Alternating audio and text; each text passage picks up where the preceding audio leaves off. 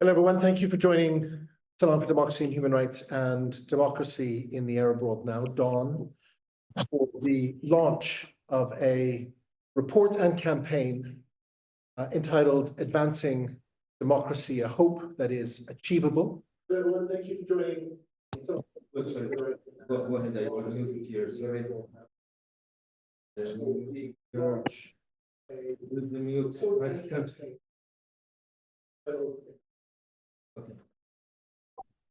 We're holding this discussion this evening while a key part of the Middle East is in a period of crisis. And it is I think, a source of shared dismay and sadness to many of us who work in the field of human rights on the Middle East, that there are credible allegations of genocide and ethnic cleansing in a part of the Middle East. And that's something that does color and shapes our work as we go about our day-to-day business. The second thing I just want to start before handing over to Joey Shea is that we also hold this event following the passing of a friend of ours, and indeed a very dear friend to a human rights activist in Bahrain, Joe Stork, who was for many years at Human Rights Watch, and I think many of us knew personally. His loss makes us sad, and I think he shared the concerns that we have about the Middle East widely in general. I'm going to turn over to Joey Shea from Human Rights Watch, who'll do an introduction. We'll have a couple of questions between myself and my colleague to my left, Andrew McIntosh, and then we will have a short film. But over to you, Joey. Thank you, Drury, for that important introduction, and to everyone in person and online for joining us. I'm really pleased to be here in person today. My name is Joey Shea. I cover Saudi Arabia and the UAE for Human Rights Watch, but at one point I did cover Bahrain. And I wrote a report about Bahrain called Bahrain of Democracy that was released 2 years ago. And I actually think it was the last report that Joe Stork supervised. And he was my first supervisor at Human Rights Watch, and holds a very dear place in my heart. And his parting words at his retirement party to our HRW colleagues were, "Don't forget about Bahrain." So yeah, I'm very pleased to be here at this event, and I think that he would be very pleased as well that this event is going forward. So I'm going to introduce our co-panelists today, some of which are here in person in London and some of which are online. So first, I want to introduce Ibrahim Sharif, who of course is a well-known Bahraini political activist and human rights activist. He is the former head of the National Democratic Action Society, or WAD, and now a commentator online. I also want to introduce in person a former Bahraini parliamentarian and writer, Ali Al-Aswad, who will be speaking as well. Sarah Lee Whitston, who is the current executive director of Dawn, will be joining us momentarily. And we are also joined by Dr. Stacey Strobel, who is a professor of criminology and criminal justice at Shenandoah University in the United States. And we are also joined by a former UK MP for the Scottish National Party, Martin Day. He's joining us online. Thank you very much. And finally, last but not least, Salam's researcher, Dr. Andrew McIntosh, who is joining me to my left. So thank you to our panelists. Sorry, we're getting feedback. Okay. Go ahead. There we go. I think the feedback is gone. Okay.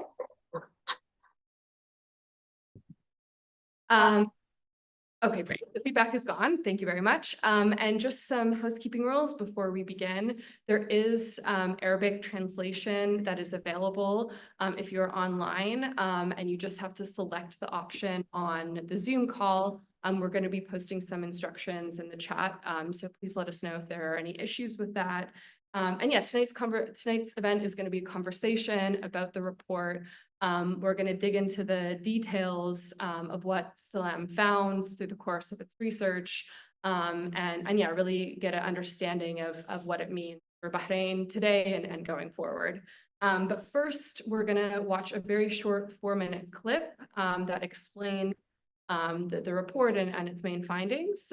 So yeah, we're going to take a bit of a pause right now so that clip can play. Start with the who? This. Yeah, maybe before but we might just explain a little bit about the project so it doesn't Okay. come as a total surprise. Okay, so we'll have the clip very shortly. So yeah, we're going to start with Andrew. So maybe you can first just sort of walk us through the project.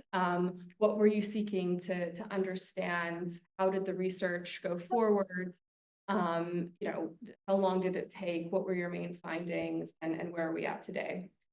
Absolutely. One of the first things that we have seen when we've done our research, basically identifying you know, we've seen this in 79 to 83, saw this in 1994 to 1999, and then again with other flare-ups in spring in 2011. And one of the main things that we've hoped to identify with this, basically, to break cycles up and essentially crack down from the government, period. And what we had hoped to identify, basically looking at perception as like primarily, how do people view their elected representatives? They view them as effectively working in the democratic sense. Are they able to represent them in an efficient way? Are we able to basically classify Bahrain as a representative? And by that, we were looking at the levers of power, looking at means of accountability, as well as also connectivity and election. Unlike, say, you know, we're doing this in a Western country where we're evaluating this by parliamentary monitoring, a lot of this had to do with looking at the Majlis, and also looking at the more informal ways that can stay. The findings were unfortunate, and that one of the main things we found essentially from canvassing is that they primarily do of faith in their elected at this time, that has to do with essentially lingering alienation that they feel. As like that has to do with instances of isolation, where an inordinate amount of official time as like due to being banned, activists being excluded from public. This has also instilled a degree of alienation, and I would say also a degree of pessimism about the future. That being said, we did find that people remain committed to the system, haven't felt entirely disillusioned just yet.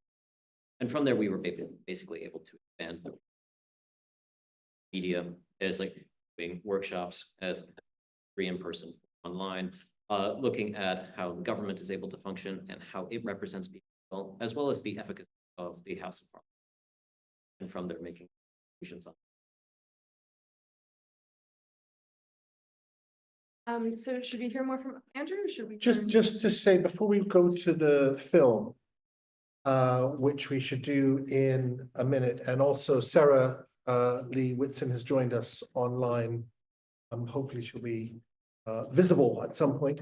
Just to say as well that in respect to, there she is, she just waved, in respect to what we are hoping to achieve with the 3 in-person meetings, the 4 online meetings under Chatham House rules, the study of how parliamentarians worked, including in respect to how they conducted themselves in the Majlis meetings, the informal meetings that they have in their constituencies, and through the assessment of what what the government did, how they passed laws, what laws were passed, how they arrived at those laws, along with a study of the media and so on. We try to achieve, we try to look at, to assess whether citizens did have a role, did have a place in public affairs. And I think that's what the clip will show. We'll come back to a kind of a more finite assessment of what unpacked, what developed in the time of the study period itself. But if we can go to the clip, whoever the technical people are. Yeah. And then we'll come back. It's a 4-minute clip, and then we'll come back to the discussion. You explain now.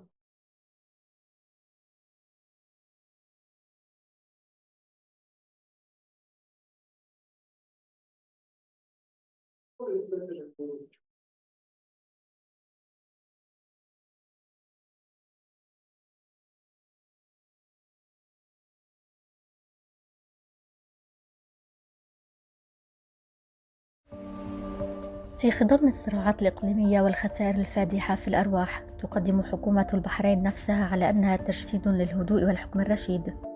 يبدو للوهلة الأولى أنها تعافت من صراعها الداخلي في عام 2011، لكن الواقع يشير إلى أن أزمة داخلية تتكشف، إذ تواصل الحكومة فرض قيود صارمة على ممارسة الحقوق الأساسية في التعبير السلمي وتكوين الجمعيات، وعلى كيفية انتخاب أعضاء مجلس النواب والسلطة التي يمارسونها والقضايا التي يمكنهم مناقشتها من دون عقاب، الأمر الذي يمنع البحرين من أن تكون دولة ديمقراطية وتمثيلية حقا.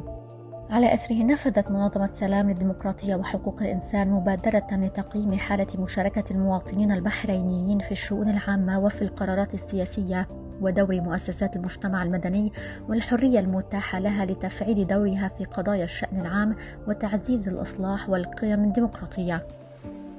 كما فحصت سلوك الدولة وفقا للمادة 25 من العهد الدولي الخاص بالحقوق المدنية والسياسية، والذي تعد البحرين دولة طرفا فيه، ويضمن العهد حق المواطنين في المشاركة في الشؤون العامة والتصويت والوصول إلى الخدمات العامة. في إطار هذه المبادرة قامت منظمة سلام وشركاؤها في البحرين بالاستماع إلى آراء البحرينيين عبر توزيع استبيان شارك فيه 308 أشخاص من خلفيات ووجهات نظر متعددة، وتظهر النتائج تقاربا بين المجتمعات من ناحية شعورها بالإحباط حيال اهتمام الحكومة بها.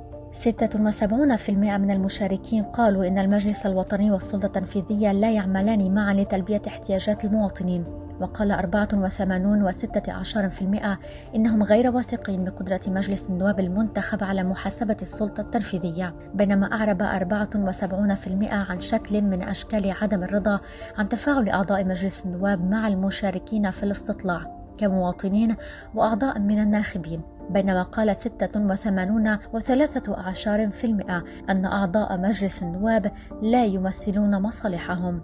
قامت فرق من منظمة سلام بتوثيق جلسات مجلس النواب والحكومة والنشرات الأسبوعية للجريدة الرسمية في تقرير أسبوعي داخلي. اقترح مجلس النواب 128 قانونا، تم إقرار 54 منها، كما قدم 274 اقتراحا برغبة، بينها 149 بصفة الاستعجال، والتي قبلت حكومة البحرين 41 منها.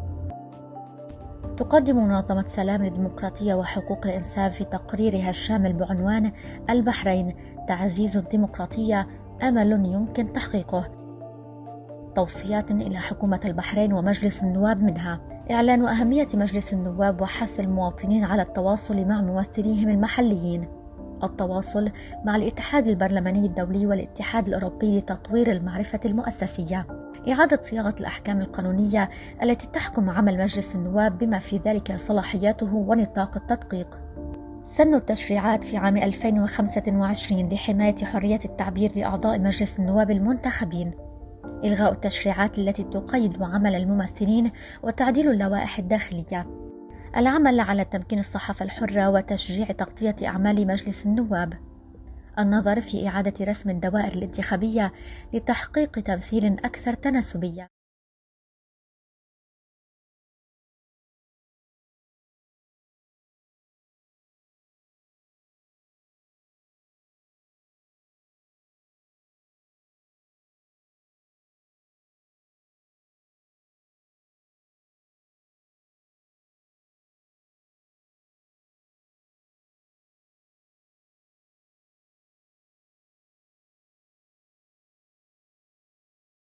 Excellent. Well, thanks very much for putting this important film together. So I think we'll start the conversation now. I have a follow-up question, Andrew, and also possibly Drury as well, if you want to jump in. Could you give just maybe some of the backgrounds to this project? we heard a bit about the methodology and the results from the film and what you stated previously. It suggests that Bahraini citizens don't really have a voice in public affairs. So yeah, could you spell out a bit of this background and where that really leads us today and what that means? Look, I think, thanks, Joey. This undertaking is a risky approach. What we're trying is not necessarily been tried in the past. We, in the human rights community, Said Ahmed, who's joined us, for example, his organization, and many others, adopt the approach, Sarah Lee's, Dawn, for example, also in Human Rights Watch. We normally are in a position of criticizing. We criticize human rights violations. We try to remind the authorities of the things they have to do in order to abide by human rights law. We're taking Article 25 of the ICCPR, which is not very often used in human rights discourse, to try and say everybody has got a right to participate in public affairs. And the bet or the pivot that we're looking for here is that, okay, if you give Ibrahim Sharif more voice in public affairs, then hopefully human rights violations will decrease. Will they listen? Will they not listen? We don't know. We have until November of 2026 to find out.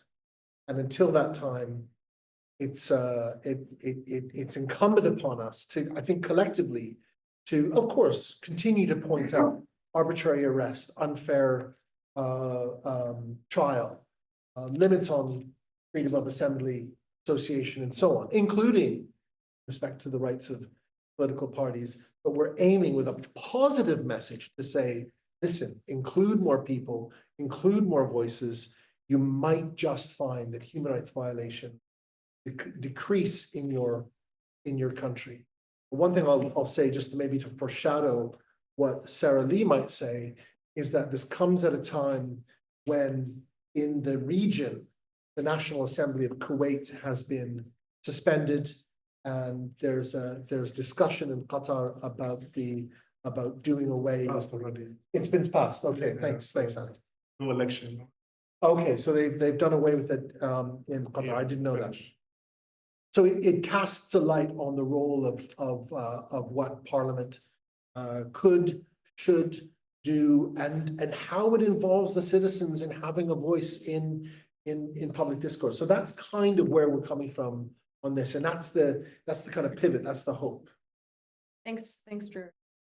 Yes, if I may add, really one of the main pivots that we had to this research really began with the IPU, the International Parliament, where we saw basically Bahrainis who were arrested for calling for more democracy. Mm-hmm. It's like during it where we saw human rights activists who were prevented from entering the country despite being invited, and really enduring what we've seen continuously as a pendulum when it comes with Bahraini policy. One thing continues to promise reform, but ultimately what we see is one that is committed to controlling a democratic system. We had initially, worked on this basically to, work on previous models that we had seen in other, how we can hold parliament, how we can ultimately measure the health of democracy, and how it reflects with representation of people.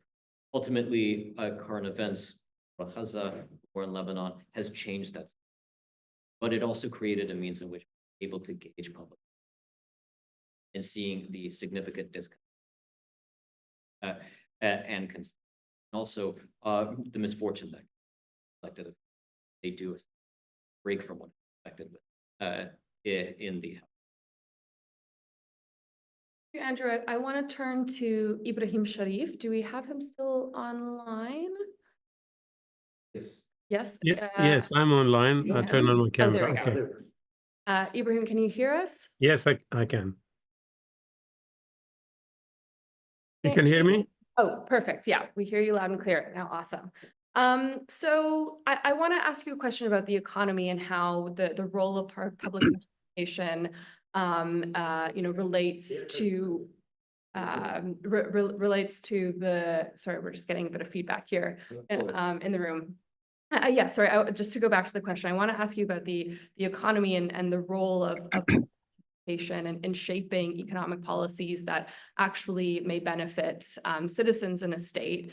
Now, the report, Salam's report, seems to suggest that citizens in Bahrain have very little say in the economic policies of the government. I'm interested to hear your reaction to that and whether you think that's true and the extent to which the lack of sort of public participation has impacted, policies towards healthcare, education, and other socioeconomic rights.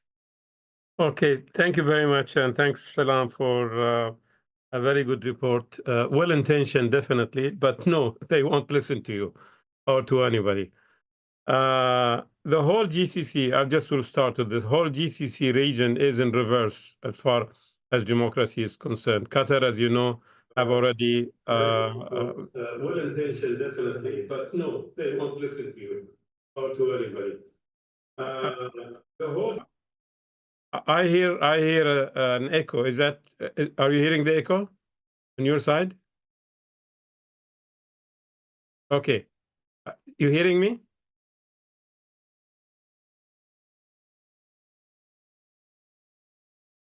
Do you hear me?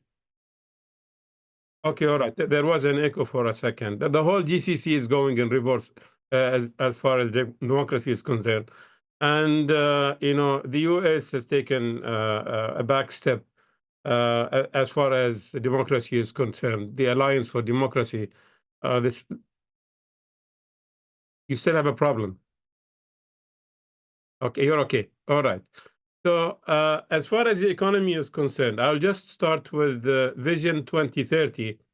When the government in 2008 put forward a vision to improve the economy and double the income of the household.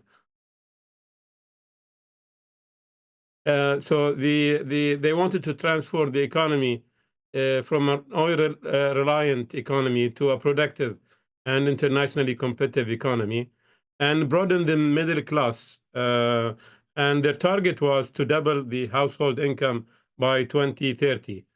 And they also mentioned sustainability, competitiveness, and fairness as the three principles underlying their Vision 2030. Now, to do some reforms on the labor market, they basically suggested that the economy is too reliant on a foreign expatriate labor, and they wanted to end that dependency on cheap labor and increase the local labor participation in the economy and resolve the stagnant pay and double the household income for the local. The Bahrain economic model today, and has been for the last 2 decades at least, is very dependent on expatriate labor. 75% of all labor is expatriate. We have about 460,000 official expatriate labor, plus 100,000 undocumented and domestic labor as well. There has been a weak oversight from the government, from the parliament, as far as following up on the government promise to depend more on the local force and depend less on expatriate workforce. Unfortunately, nothing of that happened. The initial plan, Vision 2030, was not actually approved or seen by the parliament. It was only given to them as a document. So there is no oversight whatsoever on the part of the most important economic document, which should be translated into plans, and plans should be going into the budget. So there is very little input, if any, from the. So as a result of this, basically, what we have in the last, let's say, 16 years since the vision was put forward, was that the dependency on expatriate workforce remained more or less the same, 75%. And the pay raise for Bahrainis, which was supposed to double by 2030, now will take until 2066 based on the current increase in income in Bahraini. The other issue I want to mention is about debt. One of the important issues mentioned in the Vision 2030 was the sustainability, the financial sustainability of government finance. Now, we have seen that since 2008, the public debt has grown from a mere 1 billion dinar, which is 2.6, $2.7 billion, to about 23 billion dinar by middle of this year. That's about 15 times, 20 times plus increase in the number. Now, if we take the whole debt of Bahrain, and this is really an issue of sustainability, which was supposed to be an important pillar of 2030 plan. Bahrain is now, if you take the 23 billion debt, and if you take the about almost 13 billion dinar of actuarial deficit in the pension funds, and about 8 billion dinar of government companies, which is Babco and Mumtalakat, the total debt is about 43 billion dinar. These are government and semi-government, which is about 240% of GDP. That makes us one of the highest in the world, probably the second or third in the world. And the servicing of the debt is so expensive that we are approaching now 900 million dinar. That will take about 30% of all the income from the government, income generated by the government from taxes and from oil, only to service the interest on this debt. So we have a significant problem. So in all of this, the government, the parliament has very little role, if any. The government members, for example, from time to time mention that they want to have control over the ceiling of the national debt. But every time the government comes with a legislation to increase the ceiling, that get approved. Every time the government comes with a budget that shows 500 million, a billion dinar of deficit, it gets approved. So the parliament is not really serious about reducing debt. They only talk about reducing debt. Now, the importance of this issue, without controlling debt, in the last 15 years, basically, or 16 years, part of the growth of about 3% growth, GDP growth in Bahrain, part of this growth has been made possible because of the significant injection of debt money, of loans, basically. If you take that portion of the loan, we probably would have no growth at all. And this is really looking into the future. What we will have is a significant problem coming from significant debt maturity coming soon. And the fact that we cannot service this debt. Population continue to increase. The government cannot increase the pensioners, the 3% they used to, for the last 2 or 3 years, they have stopped paying the 3% increment, which is equivalent to consumer price index, the inflation, basically. So I think all these problems, we're coming into a perfect storm in the next 5 years, maybe 10 years most, but probably by 2030, most of these problems will be exploding. The pension fund will run out of money totally in full by 2030. That means the government has to plug in the shortfall, about 400 million dinars a year. And that will require probably another 7%, let's say, VAT increase just to finance that portion. So there will be significant problem in the labor market. The government cannot pay. The private sector will be in big problem because with less money being borrowed or no money being available from borrowing, the government will spend less, and that will basically affect a big portion of the private sector. The government still remains the engine of the economy, not the private sector. So if the government spends less, the private sector will go downhill. So I see that all these problems are coming. And now there are solutions, but because we have entrenched invested interest, it will prevent us from going to the solution. For example, the government went into VAT before even considering income tax. Normally, most countries in the world started with the income tax, with corporate tax, and then they went into VAT or sales tax. Here, the reverse taking place. The first thing was income VAT, 5%. Then they increased it to 10%. We expect another 5% in the next 2 years. They started talking about corporate tax. They still have not talked about individual tax. So because the people who make the decision are the people who will have to pay the taxes, and they don't want to pay it. The same thing goes for the labor market. A significant number of let's say, people in power benefit from the existence of a large expatriate force, because they have land that they have acquired for free or practically free. They can build on it, and then they can rent it, and they get this rent money. So they don't have an interest in reducing the size of the expatriate workforce. So a lot of these decisions, I mean, I'm saying there's wishful thinking that these people will listen to us, because they have significant vested interest in the current economic model, that an oversight from Parliament will have to basically change this model. And they don't think this model will be changed. I think they will wait until this model is broken. Then they may consider some changes. Sorry for being taking so much time.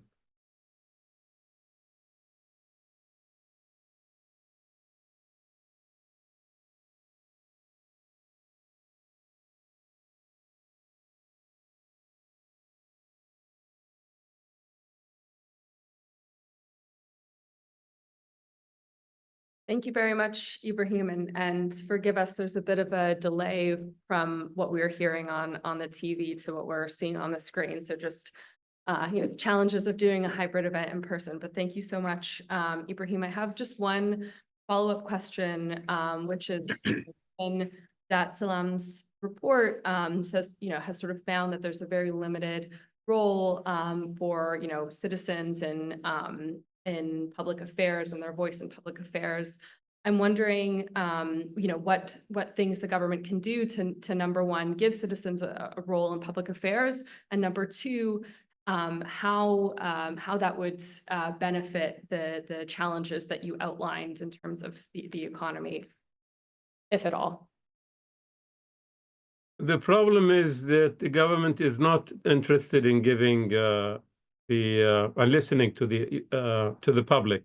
They are not even interested in listening to the Parliament. They are preparing 2050 vision now, and they're supposed to launch it by end of the year. I asked an MP, a parliamentarian, if they have seen this or if they have been consulted by the government, and he said no such consultation. A few weeks back, there was supposed to be a panel discussion in Al Aruba Club about the 2050 vision. The government canceled that. That shows you the level of the government interest in public participation or public discussion of government programs. No, I don't think the government is interested, and I don't know really what we could do to make them interested. As I said, significant vested interest prevent us from, being able to implement change. The government is sort of happy with the current situation. They have crippled the parliament. They have crippled political opposition, and they think they are happy they can manage the situation as is without giving any concessions or without listening to the public.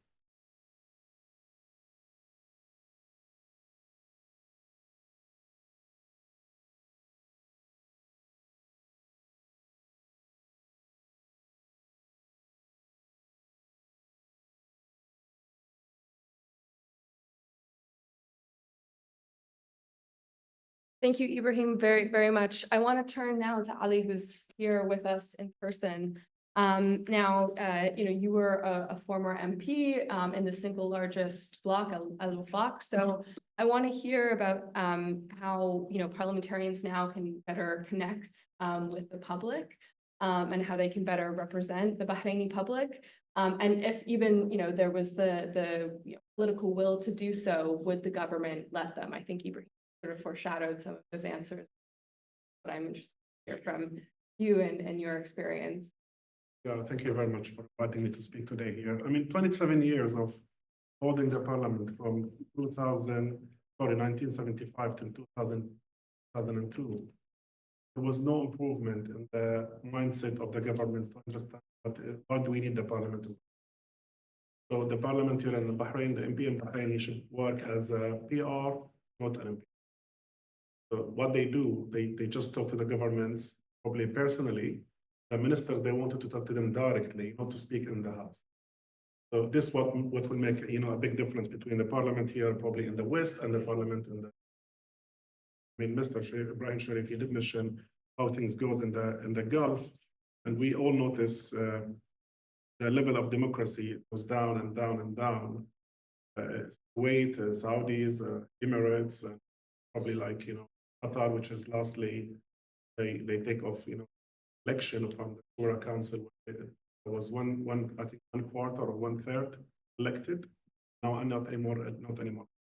So there was a private talk within the governments in Bahrain, within the authority, whether do we need this parliament within the ruling family. So how much this parliament cost us, that's what we need to discuss. What MP is doing in Bahrain, they are allowed only to speak about a couple of things, probably housings, pension, jobs, but the governments do whatever they are not allowed to speak about political reform, constitutions, human rights, and something like strategic decisions. For example, Abraham Accord. The MPs in Bahrain banned to speak about them. The MPs in Bahrain, they are banned from 2050 visions. The governments will implement 2050 without consent. MPs. People here in the UK, they were waiting for the budget today, this morning. Everyone was waiting for the budget. In Bahrain, nobody knows when is the budget. Because the governments have the rights, have the upper hand, say whether this budget is, we need that much of, the level of involvement of, the public opinion, yes or no. It's the answer always no. So the answer always, the authority, the governments, they have the upper hand. They say yes or no. So the constitution in Bahrain divides the parliament into two chambers. Everyone knows. So the upper chamber is the Shura Council, even though they had some changes, amendments. But the actual reality is that the Shura Council, they have that. So I don't think also there is an intention or there is an interest of Bahrain governments to listen to the people, whether they want the parliament effective, yes or no. They do have the election day as a big celebration. They want to show we have a democracy and we have election day. Whether by-election or full election, the last by-election shows like there is I don't know what they call it in English, but perhaps democracy, like a wedding. I don't know, wedding arts, It was something not even understandable to the Bahraini. Why it is Ars Democrati for by-election of kicking off one MP out of the parliament, stripping his nationality, sending him back home, wherever he came from. And now we have a new MP. That new MP, if you listen to what he said, like he's going to change the whole Bahrain. So it was all the TV, all the media, everyone else was focusing on that one to show Bahrain have election, Bahrain have democracy. But reality, we didn't hear anything from that MP. We didn't see anything happening or anything changing. Or the opposition experience. I mean, also one more thing. We are in 6 terms of the parliament now. And we had, I think, 2 or 3 questions to the ministers, please. In the 6 terms, from 2002, only 6 questions.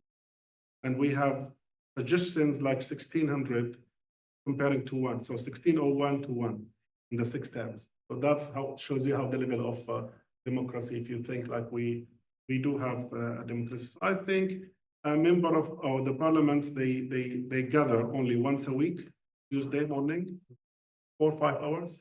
That's more than enough for the regime or the governments of Bahrain to allow you to speak.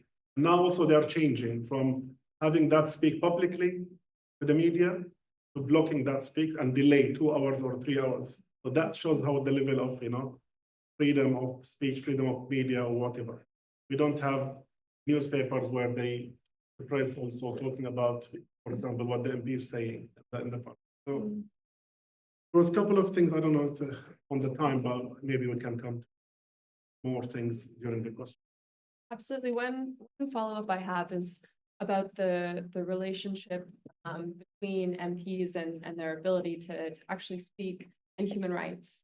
And whether if, MPs, did have the ability to speak out and actually make policy and participate, if there would be a sort of connected, a connection with the human rights situation. And human rights violations may decrease if MPs were the role that they're supposed to be serving. The MPs, given the order from the authority or the governments, whether they speak about this subject or not. So human rights always blocked. We've witnessed one sessions about the human rights, a few months ago, last times I believe, in May, yeah. And whoever speak, they pay the price. I mean, they pay the price. And also, we came across this one, and we heard like there was a green light from the governments given to the parliament speaker to open that subject, but for a limit only. So I think he exceeded the limit, and the MPs, they pay the price. So this shows you what is the level of engagement of the MPs to the human rights. And I don't see in terms of the strategic, like whether they can resolve the issue of human rights, speak about political prisoners for and MPs like Sheikh Ali Salman behind the bars. There was only 1 or 2 MPs they spoke about Sheikh Ali in the past 10 years. Thank you very much. I want to turn, we're going to have time for questions at the end, but I want to turn back to one of our online guests. And again, there's a bit of a delay. So if there's, any hiccups, technical hiccups, please forgive us. I want to turn to Sarah Lee Whitston right now and sort of look at Bahrain and sort of lack of public participation in Bahrain in more of a regional context. Could you sort of contextualize where does Bahrain sit within the wider GCC? Is it an outlier? And yeah, sort of how does it compare to Kuwait, Qatar, UAE, Saudi, and where we're at now? Yeah, sure. I just must say it's so great to see some of you online and so many of you who've been involved in human rights work in Bahrain and in the Gulf for so many years. So I am grateful for your continued involvement. And I know this is off script. I'm really sorry, but let me just take this moment to remember our very beloved colleague, Joe Stork, who every single one of you knows for his decades of work for democracy and human rights in Bahrain. As I'm sure you all know, he passed away very suddenly about a week and a half ago, and his absence here is felt, but I'm sure Joe is looking down at all of us and still with us, fighting in spirit. So I just wanted to note that I can't talk about Bahrain without thinking about Joe. So yes, the Gulf is the dustbin of democracy, where even the idea of democracy has apparently gone to die. Whatever the websites of each of the GCC governments actually say about elections and participation and direct participation in government affairs, we all know that is overwhelmingly nominal. All of the GCCs are ruled by hereditary monarchies, and all of these monarchies have absolute power over foreign policy, economy, and defense. Yes, there are incremental differences, and there are various elected or appointed advisory bodies. None in truth capture the citizens' voices in public affairs the way that Article 25 of the ICCPR or Article 21 of the Universal Declaration of Human Rights mandates. I think it's worth noting that only three, Kuwait, Bahrain, and Qatar, have adopted both the ICCPR and the Universal Declaration of Human Rights. So right off the bat, we would put Bahrain on the better side of at least the paper ledger. But before turning into, the ways in which I think Bahrain and Kuwait in particular have stood out for the toleration of at least some aspects of democratic governance in their elected bodies. I was recently having a conversation with a former senior government official in the United States who seemed unaware that democracy was actually a human right. And I think it bears repeating for people who may not know and may be watching this, that in fact, the two principal documents of human rights, the Universal Declaration of Human Rights and the International Covenant on Civil and Political Rights, very clearly articulate and mandate that everyone has a right to take part in their government, either freely through their chosen representatives or directly. And that the will of the people is the basis of the government's authority and has to be expressed in periodic and genuine elections. So I want to emphasize that when we talk about democracy and the need for democracy, whether in the Gulf or anywhere else in the world, this is a fundamental human right. Unfortunately, it's not a human right that many of the international human rights organizations focus on for reasons I actually don't understand and haven't really understood.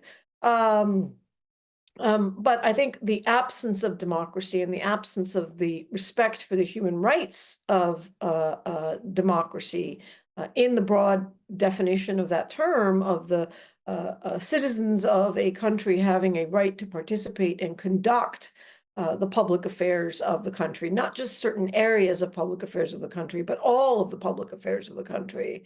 And that is entirely absent in the region. So, again, I would continue to put Bahrain, at least historically, on the better side of the ledger relative to its other GCC peers, namely Saudi Arabia and the UAE most prominently, but also Qatar.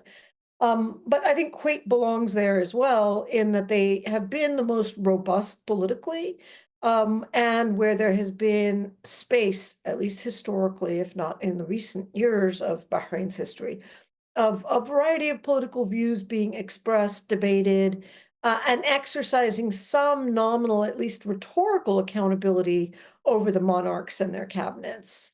But the trend, while the trend was to express nominal support for democratization, not just in the wake of the Arab uprisings of 2011, but from probably the post-World War II era, culminating in the George Bush era of the United States, pressing governments in the region to democratize. And I think that's where we saw throughout the Gulf region some nominal expansions of their consultative bodies, whether they're called national assemblies or shura councils and so forth. But now I think that has largely been abandoned. Saudi Arabia's great concession to democracy was to allow a one-time vote for municipal elections, and even that was too much democracy for the Saudi monarchs. And as was pointed out, I think earlier today, Kuwait has suspended its National Assembly. Qatar just had a referendum to cancel the shura that it only had for the first time in 2021, based on a promise it had made in the wake of the Arab uprisings. And so, like sadly much of the world where we have seen the increase of autocracy, so too even the nascent tiny baby steps of space for democratization, if not democracy in the Gulf, has also regressed. So they've gone from being bad to much worse. And I think that is tied to the absence of any serious global pressure or demand for democracy. And in fact, we are seeing just the reverse, which is even statements in support of democracy, which the Biden administration, for example, came in on a very high horse of democracy preservation, democracy promotion, and seeing the saving democracies from autocracy as an existential threat to the United States itself. That entire global platform has been abandoned by the United States. And I think one of the most important reasons, if not the most important reason, I believe that entire global platform for democracy promotion by the Biden administration was abandoned, was because the inconsistency of supporting the dictatorships of the Middle East, the monarchical dictatorships of the Middle East, was just too much to bear.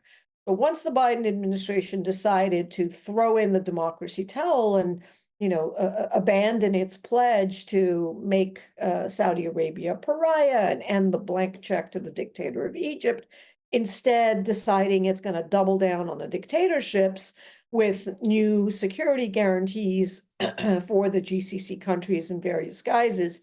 The cost of that has been abandoning its democracy platform globally. I share the concern that many of you are expressing here, and I actually do have some questions for the speakers.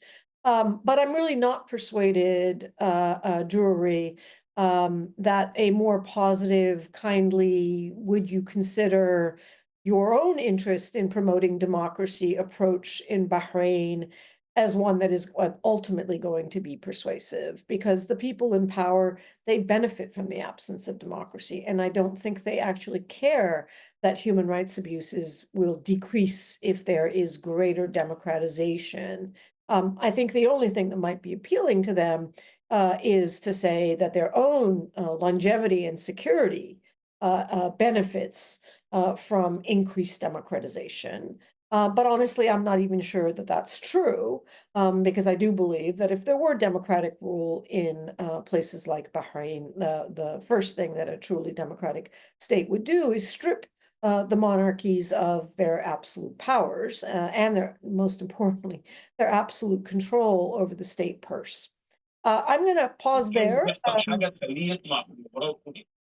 بص هو انا شايف من وجهه نظري ان الكابتن عبد الحميد بسيوني مش هيعتمد غير على اقل مساحات في وسط الملعب، وان هو يقتل المباراه في وسط الملعب مع الجهد اللي مبذول.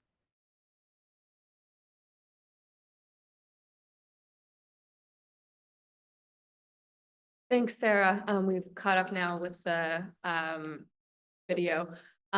Yeah, I mean, I think it really says a lot about where we are in this political moment, that there's some nostalgia for Bush era politics, unfortunately.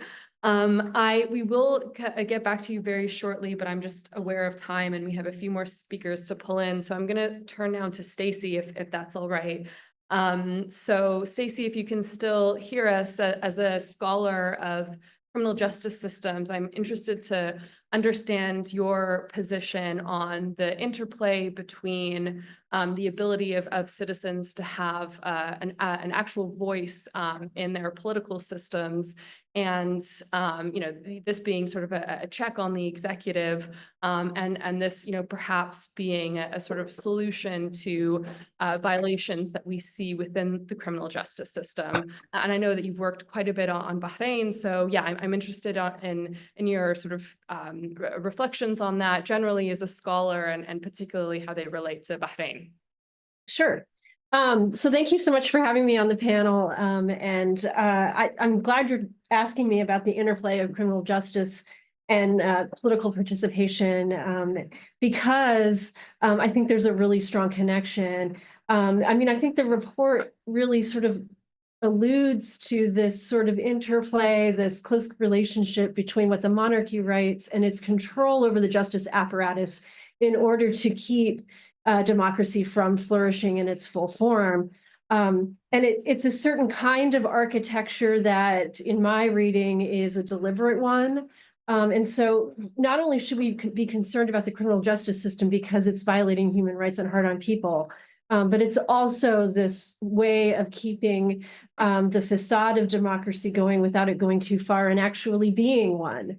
And so I think that that's sort of the sweet spot, if you will, that the monarchy is engaging in. And we can see in this report in particular. And so, you know, we could all agree that there are the violation of human rights standards, you know, whether it's the Universal Declaration of Human Rights or the ICCPR. That's all well and good, but I think we all, and a problem, but I think we also have to look at what are some of the national initiatives that have to do with the formal criminal justice system that then would limit the legislature, the House of Representatives from doing the representing of the people, right? From actually doing the participatory democracy on behalf of the public. And so here's a few things that I picked out that seem to be going on as trends since 2018 and around our last couple elections in Bahrain that are formal criminal and criminalization sort of trends. So we have this felony disenfranchisement, which is really going to hit hard on Shia groups and minoritized groups having their voices be heard in any constituency or election if they're disenfranchised. And why I say that is it's not that the Shia are more likely to be felons by nature or nurture, but because that's what the criminal justice apparatus in its own discriminatory sort of force is disproportionately, convicting and incarcerating people from these identities. So you're going to have a real impact there on political participation of particular groups. The use of citizenship revocation as a punishment for behavior, and in particular political behavior, is another way that the architecture of a fake democracy is being built. We still have, like in many previous cycles of repression in Bahrain that I've written about, and so have other scholars, the arbitrary arrests for political speech, arbitrary detentions, unfailed trials. We have the parallel but not unrelated development of the death penalty being on the rise as a criminal punishment. We still have these antiquated good conduct certificates required for employment, required of folks that are primarily in minoritized communities.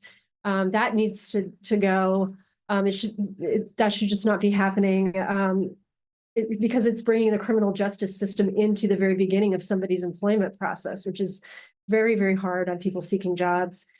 We have no oversight or checks on any of the things that are going on in the executive. And this became really, really clear. The public knows this. I mean, you don't see numbers like this in public opinion. 85% of the respondents in this outreach by Salam say that the House of Representatives cannot hold the executive and the monarch accountable. I mean, that's clear indication that there's a loss of faith. You just don't get those kinds of numbers when you talk about public issues, in general. So we don't have any oversight, which means that things like Vision 2050, the National Human Rights Plan, these things become surprise events coming down from on top, which is inappropriate in a democracy. We have calls that there may be a police state afoot. Yes, it seems to have a lot of the characteristics of a police state, but there's no check on that. No check on the level of government punitiveness, any kind of corruption that we can point to, no check on that. And what was really interesting was a few of the respondents actually came out and said the representatives themselves, now that we have, disbanded certain folks from political parties, and we have the removal of candidates and representatives by the courts, not the government bodies themselves. So we have sort of folks losing trust and even saying, well, I'm finding that my representatives in my constituency themselves have engaged in personal and or state crimes, right? And so that is devastating to any burgeoning democracy. I mean, I could go on and on. But what this does, even if it doesn't affect somebody directly, the formal stuff that I've just outlined, what it does is to create a whole sort of sub-architecture of informal sanctions, if you will. People will start to self-censor, right? They will fear reprisals, as was talked about throughout this report. And so you have all of this sort of other sort of social and cultural informal pressure not to rock the boat, to keep one's self safe, to keep one's family safe, also going to be very, very chilling on any kind of democracy. I honestly do not have a lot of hope. I guess I share Ibrahim Sharif's notion that, the Al Khalifa have not generally listened throughout history. It doesn't seem like they would start now. I think what they're trying to do is again reach this sweet spot where they maintain, in weak legitimacy, they're trying to maintain their hold over this country. They know they can only do that through an authoritarian approach, but they're unwilling to be honest about that in the face of the kind of pressures from the international community. So they're building this architecture of sort of fake democracy, sort of the remnants, the vestiges of democracy, so that it can be consumed by people like me in the West, people in Vienna, people in New York, can say, oh, it's not so bad there. At least it's not Saudi Arabia. Well, Saudi Arabia is not a bar that we want to hold up as a standard for any measure. So I just really quickly, and then I'll turn it over because I don't want to take up too much time. I mean, I listed a couple of recommendations I would add to the report that have more to do with, because I think in addition to rectifying or reforming the political process, you're going to also have to reform the justice system so it's not cracking down on the political process. You can't have that and expect people to participate even if they're being invited in, right? And so the easy thing to do is get your House of Representatives removal out of the Court of Cassation. That should not be a legal issue unless the person in question has committed a crime, and that's a separate process. All right, you cannot, and again, I don't have time to get into how this can be done, but the exec pretty much controls what is discussed or what can be asked for in the House of Representatives. That needs to be ended. There needs to be international pressure on that. The House of Representatives have, as other speakers have mentioned, have been banned from talking about such things as releasing political prisoners, having truth and reconciliation committees, or processes, any kind of normalization of relations. Well, they have it. The Abraham Accords were passed, and to be able to sort of revisit that, since it's politically, I should say it's not a popular thing among people in the community, to revisit that is also off the table, according to the executive. Abolish the good conduct certificate, put the onus on employers to demonstrate that they're not discriminating against folks. Engage transparently in a new Vision 2050 plan, in a new national human rights plan, end citizenship revocation. It is completely outside international standards, and isn't even the mark of a civil society, let alone a democratic one, and arbitrary arrests and detention, and remove all emergency provisions that justify all of the above, to start to sort of take apart the apparatus of the emergency state that sort of justifies what the monarchy may think it wants to do in order to control dissent and control political opposition. Thank you.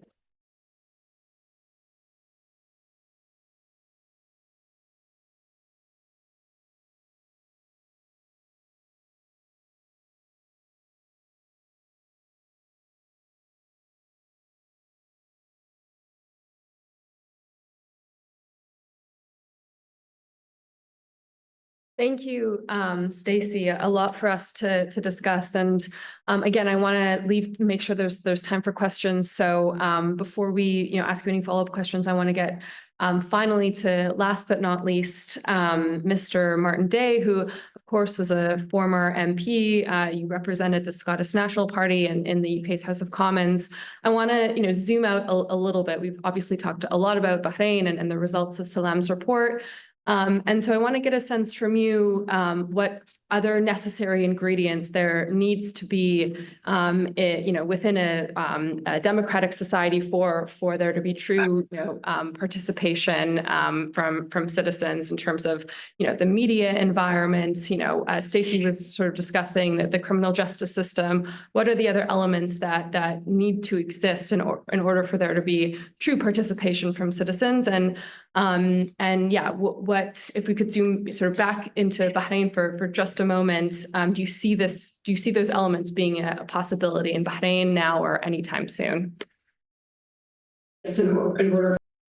Well, thank you very much for inviting me along today.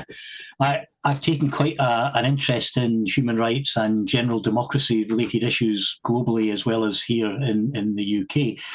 I suppose if I could, I hope I don't cause confusion to your translators, but if I say, in the words of one of Scotland's medieval poets, John Barber said, "Freedom is a noble thing. Freedom makes man to his own liking. He lives at ease that freely lives."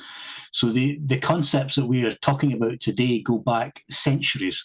And if I can explain in the Scottish context, that was written at a time when power was exercised in the hands of very few people. And I see the same scenario globally around so many parts of the world. And it's somewhat depressing everywhere where we go. And obviously where there are human rights abuses, where there is intolerances, use of the death penalty, imprisonment of political prisoners, it's particularly galling. And I think if we, on the Bahrain subject, the UK is a close ally of Bahrain, and we should be putting pressure on our government here to use its influence to try and achieve some form of dialogue. Now, I've argued that position throughout the years I was in Parliament.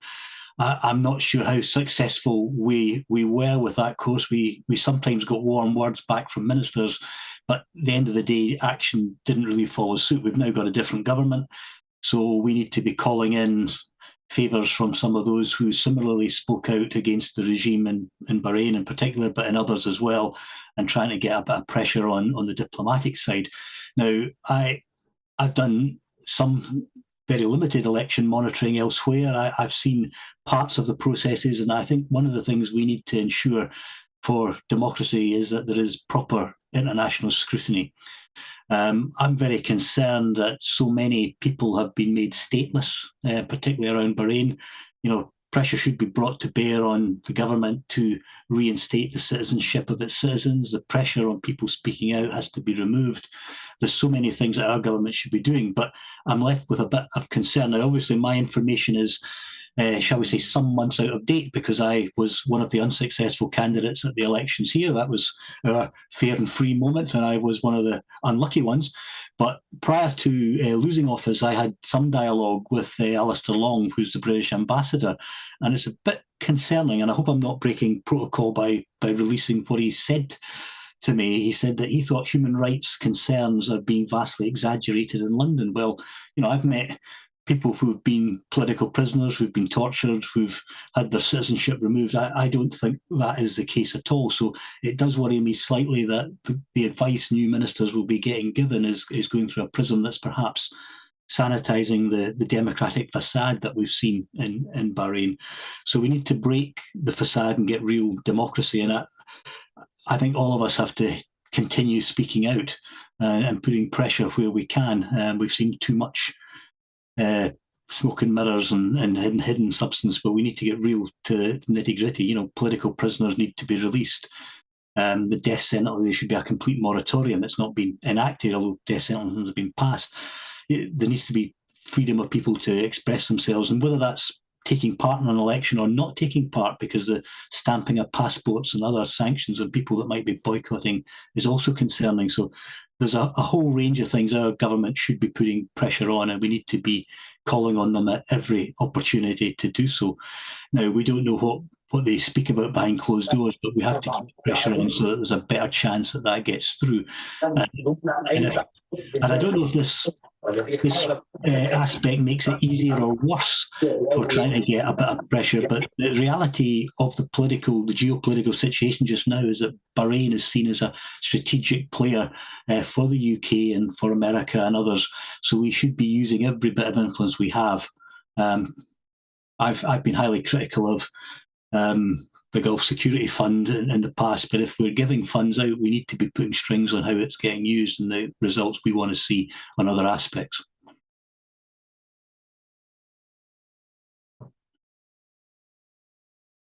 I hope that's okay.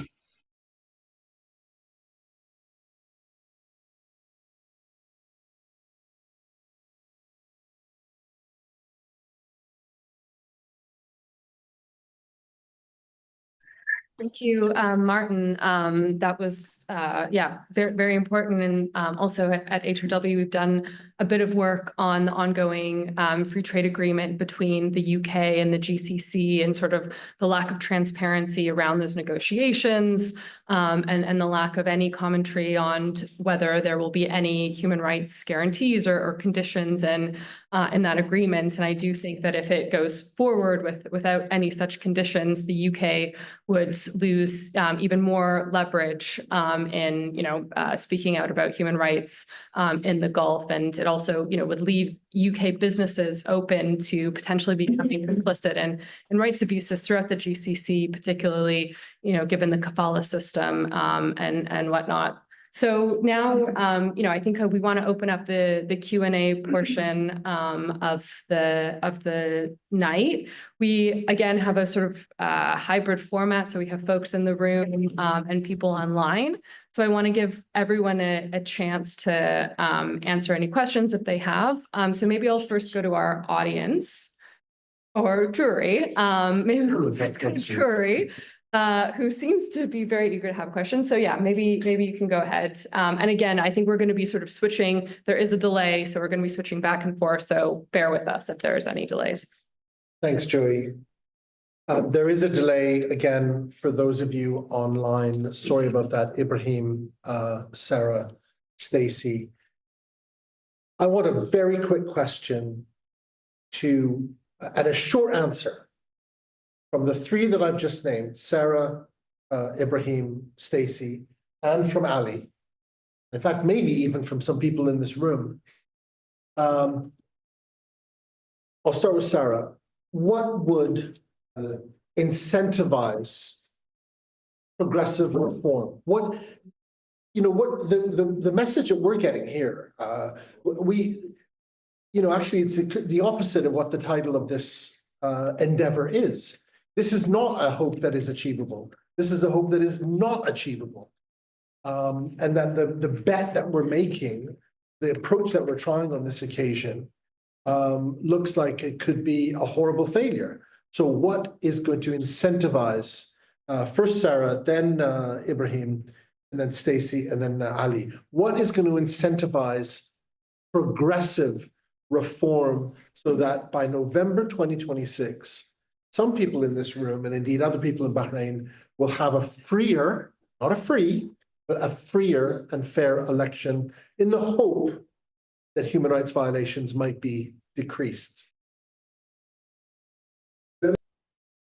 Well, for Bahrain in particular, and this really ties to the question I have, I don't know what was the impetus for the very large number of prisoners that were released recently that, according to the government, numbered in the thousands of political detainees. I didn't even know there were that many. Obviously, they didn't release all of the political detainees, but something, I don't know the background of what it is that led the government to take those steps. It seemed to go well beyond the, Ramadan pardon that, kings and monarchs in our region typically make. As for your question, Drury, I think that the most that they could be incentivized to do voluntarily is some reforms on the margins, the issues of migrant workers. They'll make some reforms on, releasing political prisoners, allowing some newspapers to publish a little more freely. But even, whatever reforms they make, one thing that I believe now to be true is there is greater Saudi control over Bahrain, and there's greater nervousness or fear in the region that, Bahrain can only go so far without making Saudi look bad or the UAE look bad, particularly in the wake of the failed uprising in Bahrain and the extent to which the Bahraini government relied on Saudi military power against its own citizens, the show of force militarily. I think now even more, Bahrain's, even its own monarchs, I don't believe them to be fully sovereign in the sense that they have to check and make sure that whatever they do in terms of reforms is not upsetting to the boss of the GCC in Saudi Arabia and the UAE. So I'm curious what others think about that, but I do think that there's just an inherent limitation. But on a broader point, in terms of serious reforms, I don't believe that a government like Bahrain's or any other government gives up power voluntarily. And it's a zero-sum game from their perspective, because if the reform means that they don't get to have the absolute power and someone else does, including their own citizens, I don't think it's something that they're going to do voluntarily. And if we do see a reform, it will be because they feel they have no alternative, that they are giving into pressure. So the pressure's got to come from somewhere. It's got to come from the people domestically or from the international community. We certainly can't ask anything more of the Bahraini people, given the sacrifices they have made since the Arab uprisings. And but we can put a lot of pressure on the international community, and should be, to incentivize them and persuade them that our own democracies in the West, certainly in the United States, is now threatened, in part because of the close ties and military support and backing for the monarchical dictatorships in the Gulf. And, that's the argument that we're trying to make and argue at Dawn. Our job as an American organization working in the United States is to focus on what our own government is doing to support dictatorship, to promote dictatorship in the Middle East, and to get that to stop. So I think that with no guarantees, of course, is certainly what we're prioritizing our focus on at Dawn.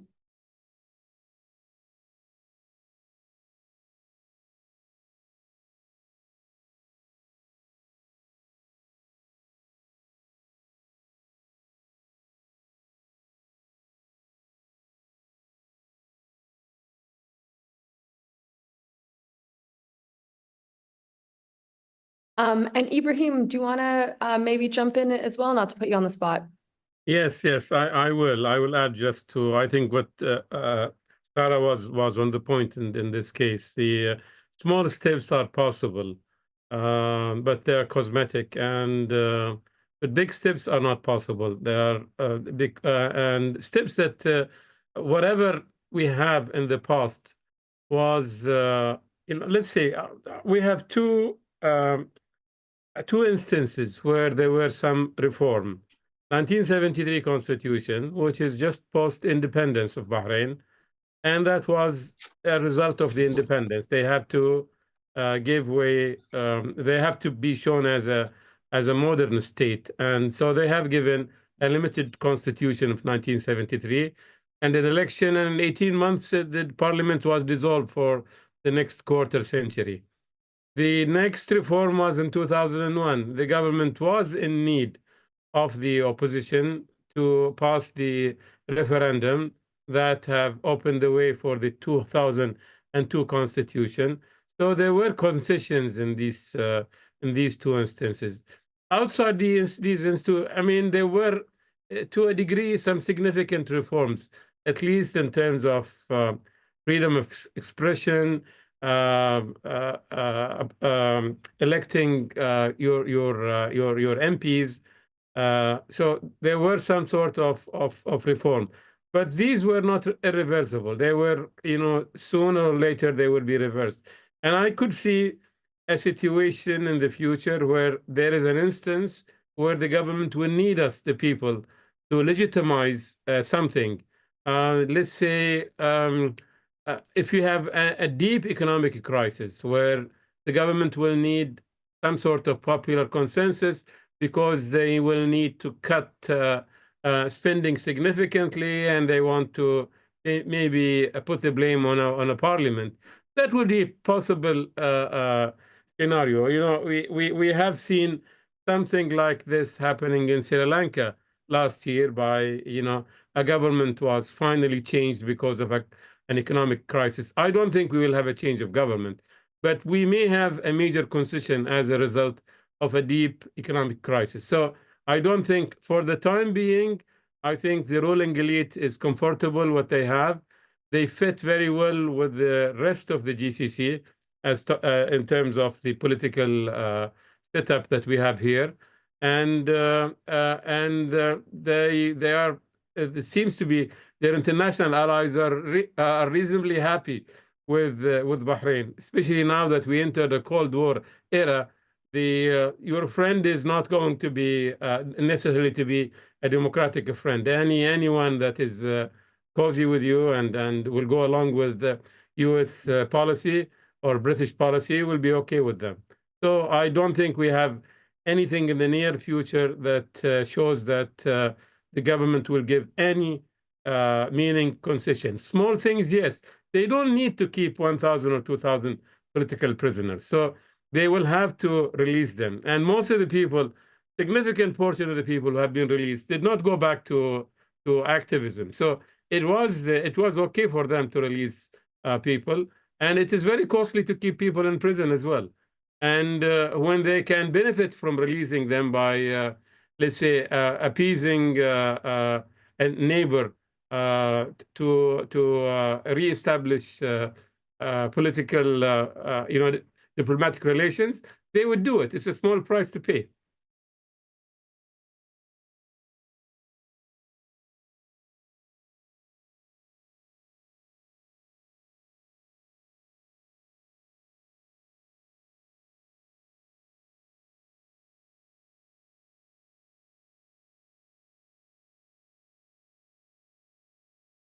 Thank you very much, Ibrahim. I want to maybe turn to Ali to see if you have anything to say.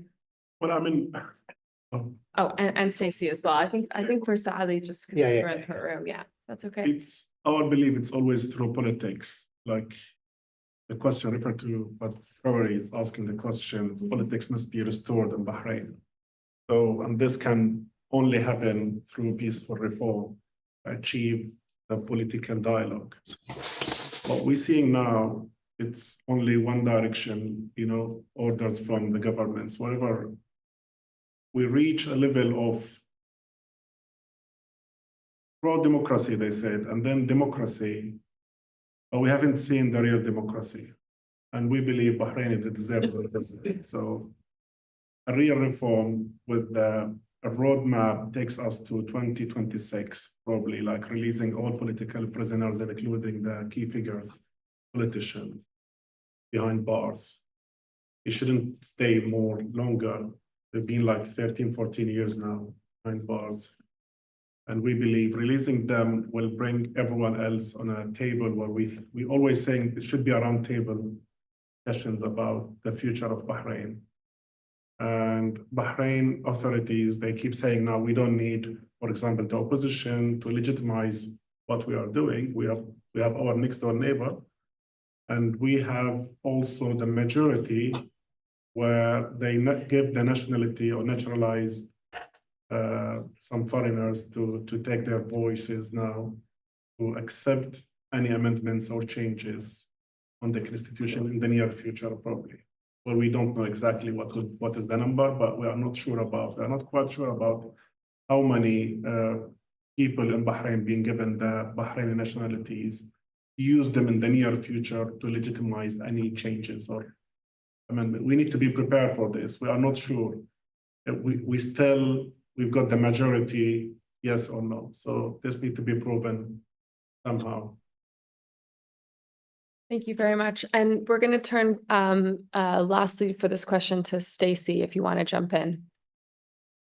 Yeah, I agree with most of what folks have said, that only little changes seem to be possible.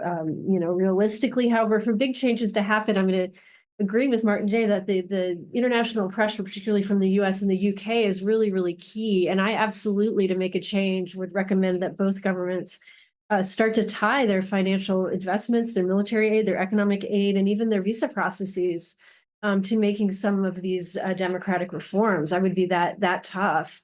I think it's necessary. I'll speak to the US context. I call it a strategic ambiguity, but we are, just like Bahrain pretends to be a democracy, the US pretends to care when it's not acting as a democracy. So we're all in this charade, so to speak, all sides of this when we're talking about these larger communities.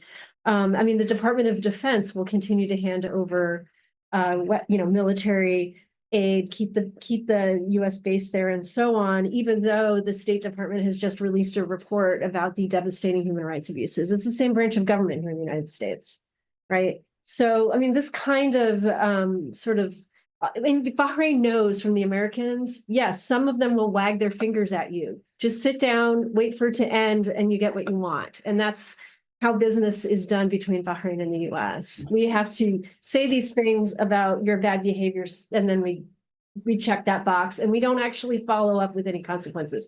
So we are not checking Bahrain. And so as one of the major allies, there's no incentive. That would be an incentive. Without that incentive, we struggle to see a monarchy that would, like Sarah's saying, nobody's going to give up power willingly, right? And certainly not the Al Khalifa, who have been a master of keeping in power despite all sorts of threats to legitimacy over the course of the last 300 years.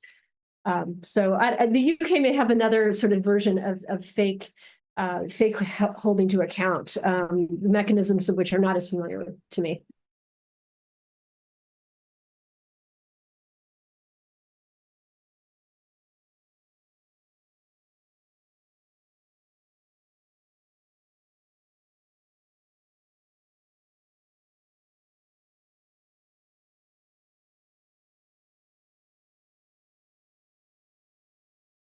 Thank you very much, Stacy. Does anyone else from the panel want to jump in on this question? I think Mr. Martin, you're the only one who hasn't spoken yet. I don't think I've got anything really to add. I think I agree with what's been said. We just need to bring more pressure to bear, and I wish I knew what the magic bullet was, but we just have to keep shouting, I think, and keep shouting as loudly as we can.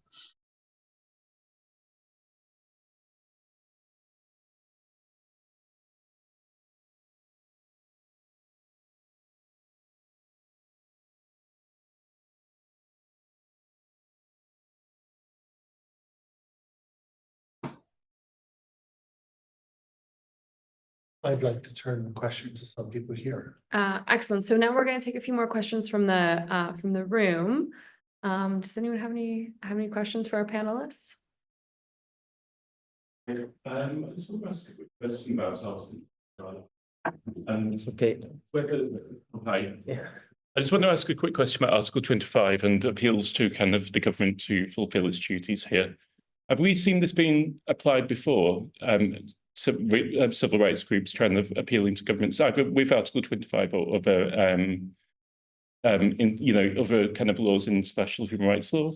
And secondly, what do people think about kind of this external pressure from the West, given what's happened in Gaza and the kind of hypocrisy of Western countries when it comes to handing out ultimatums or kind of, requests to countries in the Gulf to kind of fulfill their human rights, where we've not done the same with Israel?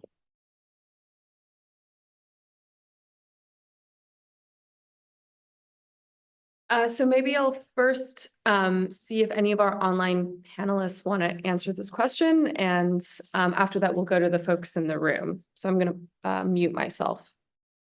I guess I would just chime in a couple of points. I, for one, do not believe that arms sales or military assistance to Bahrain or any other country should be conditioned on human rights reforms. It's an utterly false and fake posturing that never actually results in human rights reforms, particularly not when the arms are being sold. I mean, much less where they're being gifted.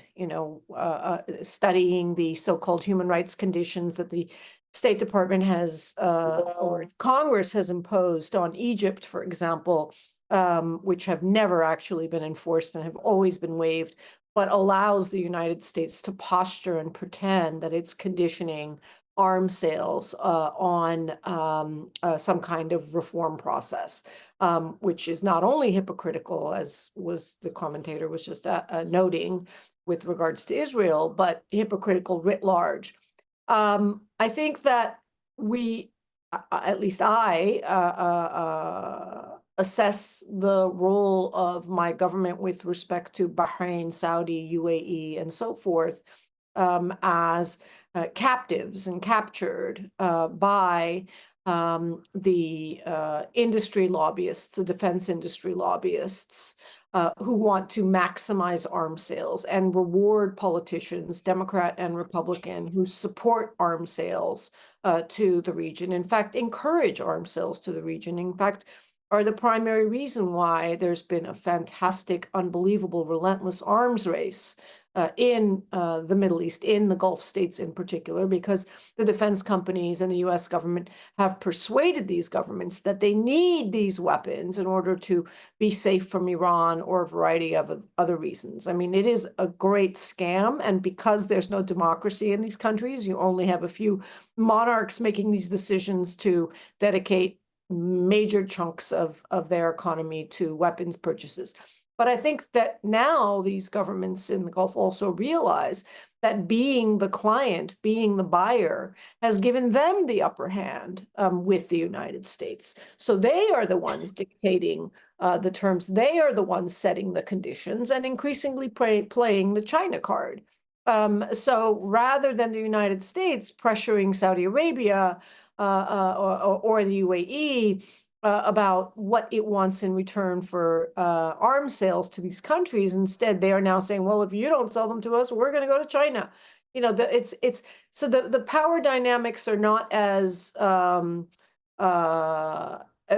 one might guess, with the U.S. as the superpower that's going to dictate democratization and reform on Gulf states. There is actually a greater redistribution of power to the absolute monarchs in the Gulf because of the power of their purse and the corruption of the U.S. government. The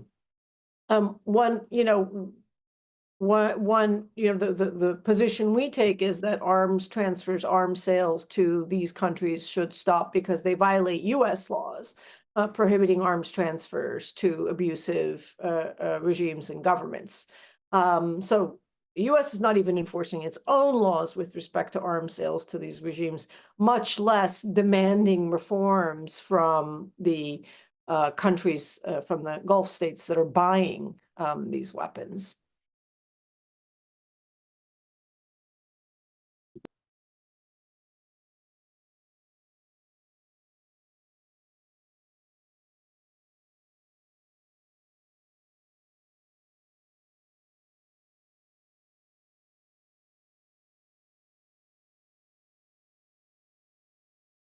Thank you, Sarah. Is there anyone in the room that wants to jump in on this question?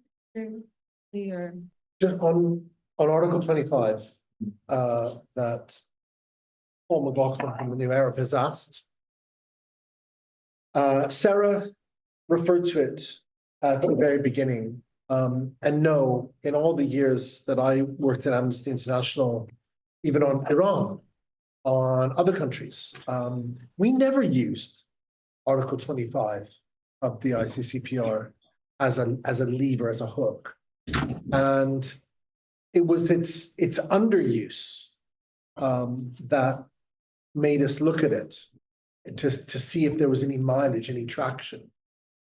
The problem that we come up against in trying to draw on this quite nebulous article is political unwillingness and the power that states like Bahrain, Saudi Arabia, all of them have in basically ignoring it for all the reasons Sarah has said, for all the reasons that Ibrahim said, all the reasons that Ali said. So we haven't used it. It is a different approach.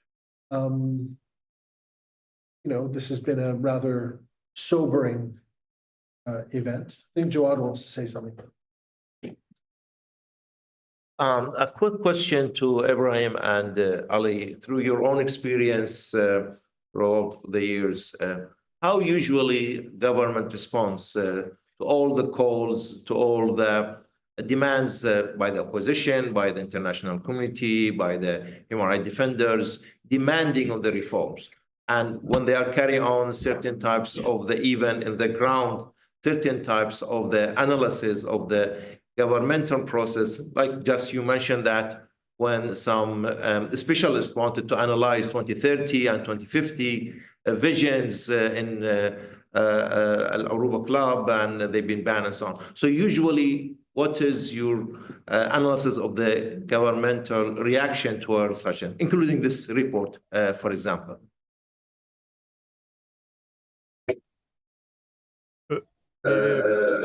Club, and they've been banned and so on. So usually, what The question is to me, Jawad.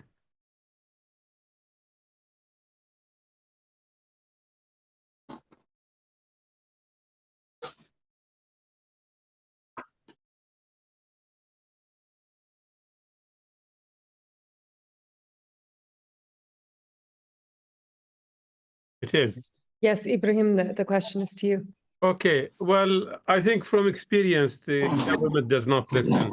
Even in the time there was a parliament, they never listened to societies. By the way, a group of societies, the left, the societies that have not been dissolved, have requested, I think, a meeting with the Prime Minister, with the Crown Prince, for the last year or so. They still haven't got an appointment with him.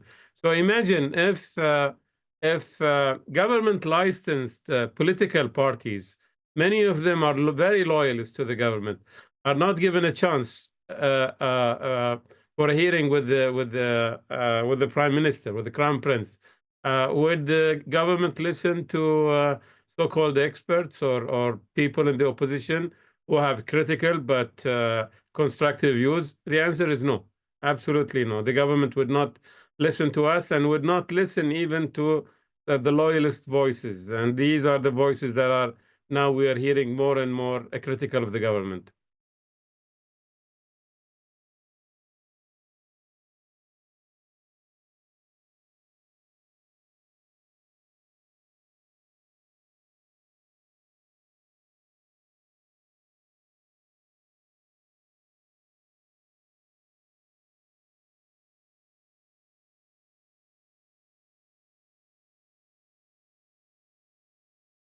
Or response to the people, like the response to the marches in the street, where they use weapon, they kill people sometimes, depends. That was like 50s, 60s, 70s, 2000, same thing.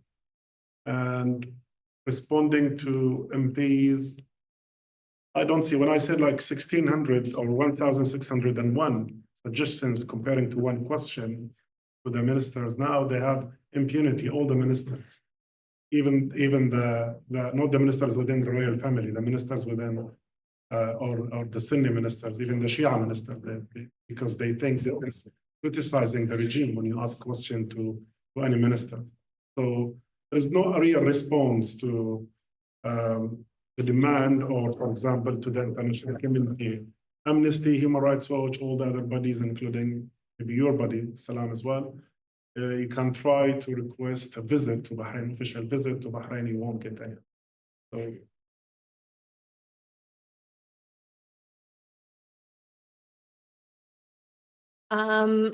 well, do we have any more questions from the audience?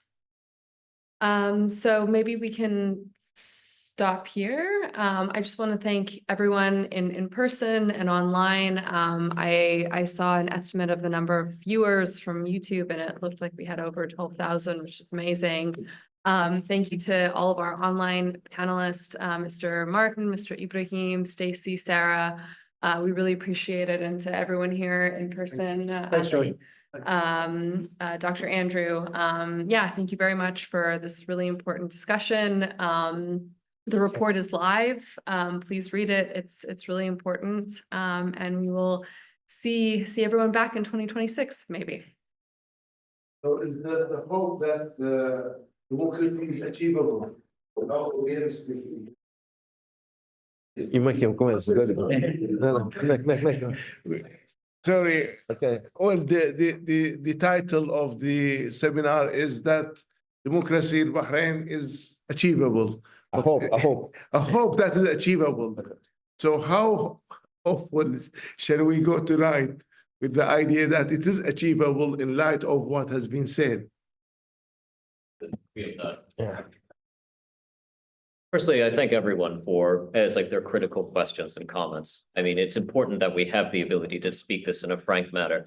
The state of Bahrain is not good at the moment. We've seen that rather acutely in this past year. We've seen hundreds of arrests. We've seen hundreds of summons. We've seen persecution of religious clerics based on their expression. At the same time, I mean, one of the things that we have seen throughout our work here, especially everyone who works in this field, is hearing what is not possible. As a year ago, it did not seem possible that there would be the mass release of prisoners. I'd heard that time and again when we talk about this. I personally, as a researcher, believe this was a release valve from the government because of the protests that were taking place. That did not come from pressure from the United States. That did not come from diplomatic channels. That came from what was happening on the ground, what is being done by the Bahraini people through that organization and through the support that is coming from organizations here. When I hear that certain things are not possible, I think about this a great deal. I think about how we have been able to build channels with people from multiple pieces of the opposition, people who are neutral, even building bridges to people who are pro-government. Because one thing that we continue to see is that there is a desire for greater representation in the country. This obviously accrues incrementally. We've seen many setbacks. We've seen a tremendous amount of violence that we've seen again and again. We've seen people who are banned from traveling. That being said, we do continue to see this increment change that is moving forward.